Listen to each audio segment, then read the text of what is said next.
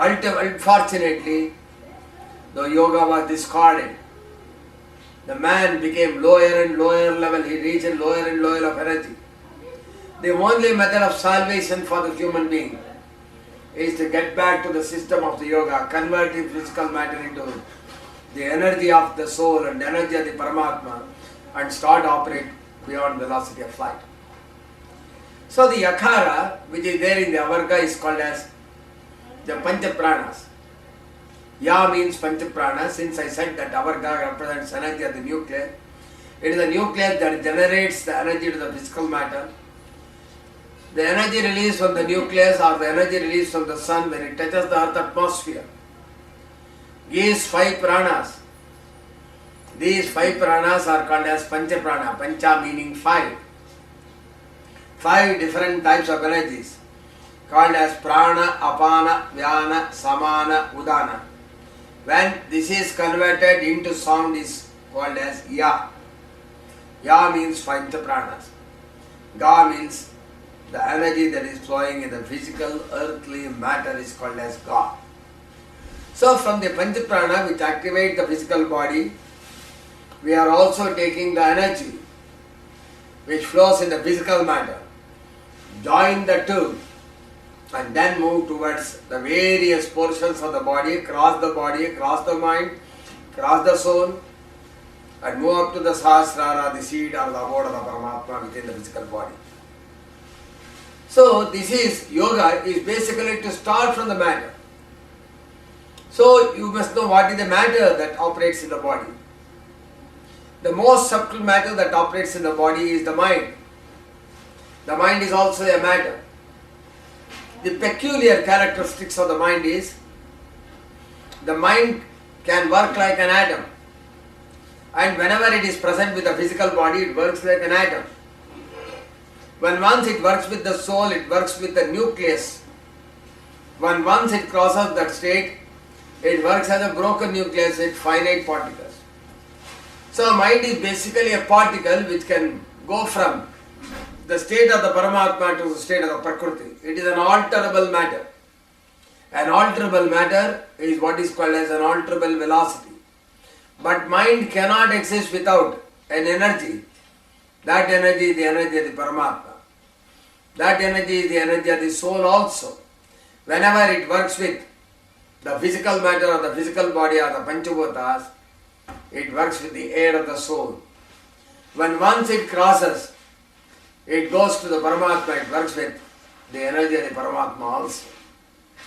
As such, this mind is a matter which can be in the state of the nucleus, or it can be in the state of a physical matter, an atom, or it can be much more finite as the Paramatma. So Paramatma used such a material for the creation of the universe. That matter is what is called as mind. The mind in English, when converted in Varnaksharas, has got 3 letters. One is Makara, the other one is Nakara, the third one is Dakara. So it says, mind is a matter as we have seen. Ma means the matter of the mind.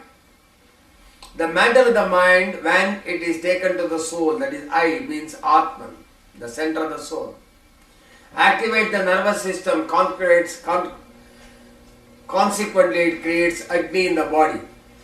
So when the manas, the particle of matter of the mind, is with the nervous system and the Agni of the body, it is spelled as mind in English. Whereas manas means another formation. Ma is again particle of matter in the mind. Na is the nervous system, that is the matter in the nervous system. Sa means the soul, Savitru. It means the mind has got an interaction both with the nervous system and the Savitru. It must be called as manas. When the mind is with the nervous system and moves the soul and makes the soul energetic and takes it further energetic to become the energy of the Paramatma, it is called as Manasa. When the mind further moves toward the Paramatma, along with the soul, it is called as Manasa. So it means different states of particles of matter of the mind is what is called as, it is expressed with the Makara. whether in English or in Sanskrit or in Kannada or any language for that matter, Ma represents the mind. That is why the mind has got the Makara, the Manas has got Makara. The language was one. That was vernacular letters. The vernacular letters lost touch. Consequently, different people started visualizing the language itself in a different manner. But we must know that the root of the languages is Varnakshara. That is what is called as Shabdaksharas. Not the written aksharas are called as Rupaksharas. Shabdakshara is common to all the languages in the world. The Rupa, that is the letters which you write, can be different because it is only a sign of representation of the sound. The same Akara in Indian languages, the Sanskrit is written in one manner, the Kannada is written in another manner, Tamil in another manner, Telugu in some other form, Malayalam in some other form, but the sound expressed Akara remains common for all. So it means the Rupa Aksharas can be different, the Varna Aksharas, the sound, remain the same. If that is the case, all the languages of the India has got a common root. Similarly, the other languages that is spoken in the world has lost the language. If effort are put, and every language can be interpreted through the Varnaksharas. So Varnakshara is the root of the languages, that is how I explain the mind. Ma means the material of the mind.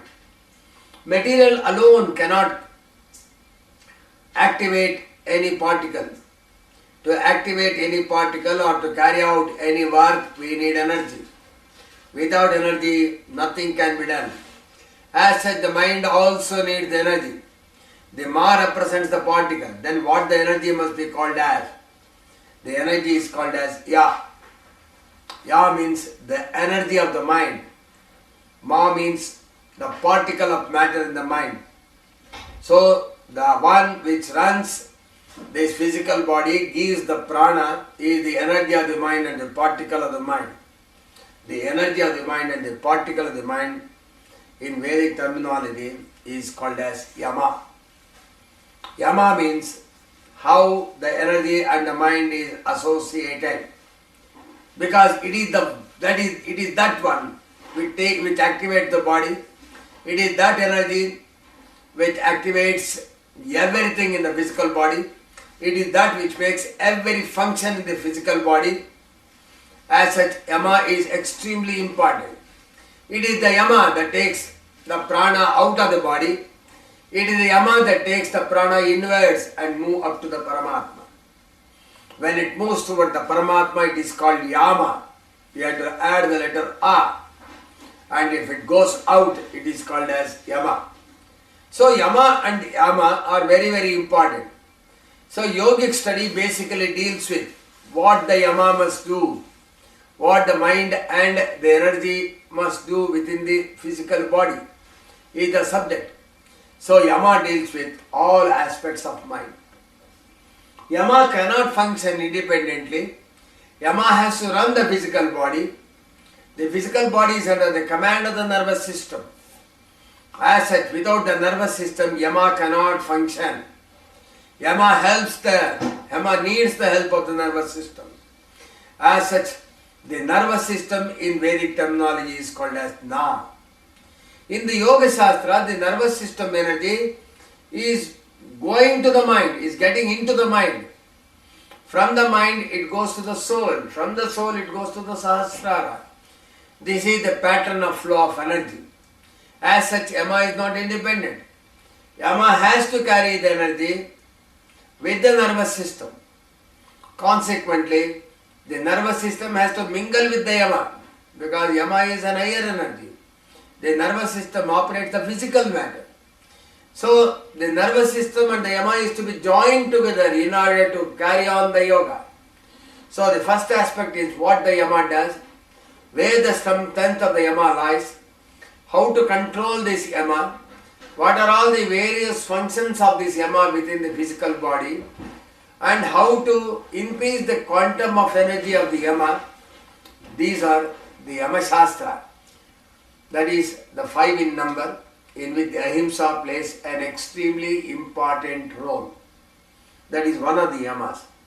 So Yama with the nervous system joining together, Na means